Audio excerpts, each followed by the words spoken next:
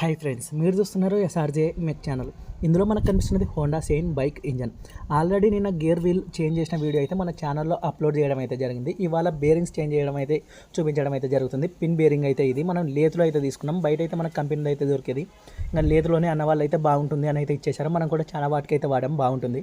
ఇంకా చామల్ బేరింగ్స్ అయితే మనం అన్నీ అయితే చేంజ్ చేయడం జరిగింది. బైక్ అయితే బోర్కి రాలేదు, అయినా కూడా మనం అయితే ఇంజన్ ఓపెన్ చేయడానికి గల కారణం ఏమిటంటే ఇంజన్ అనేది మనకి షోరూమ్ బీటింగ్ ఎలా ఉందో ఆ విధంగా ఉండాలి అనే ఉద్దేశంతో మనకు దగ్గరికి అన్న అయితే తీసుకొని వచ్చారు. Engine bearings, gear wheels, clutch bell, అలాగే జిపిటర్ గేర్ వీల్ అన్నీ అయితే చేంజ్ చేయడం అయితే జరుగుతుంది. గేర్స్ పర్ఫెక్ట్గా పడుతున్నాయా లేదా, గేర్ వీల్స్ చేంజ్ చేసాం కాబట్టి మనం అయితే చెక్ చేసుకుంటాం.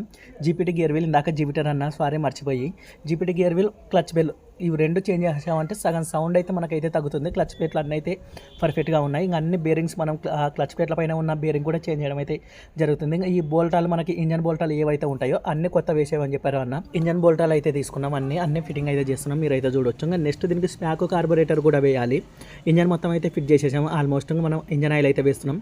స్పాకో కార్బొరేటర్ ఫిట్ చేసి రేపు దాని మైలేజ్ ఎంత వస్తుంది, స్పాకో కార్బొరేటర్ చాలామంది అయితే యూజ్ చేస్తూ ఉంటారు, మీకు అయితే తెలుసు ఎంత మైలేజ్ వస్తుంది అనేది రేపైతే వీడియోలో స్పష్టంగా అయితే చూపించడం అయితే జరుగుతుంది. వీడియో నచ్చితే లైక్ చేయండి ఫ్రెండ్స్.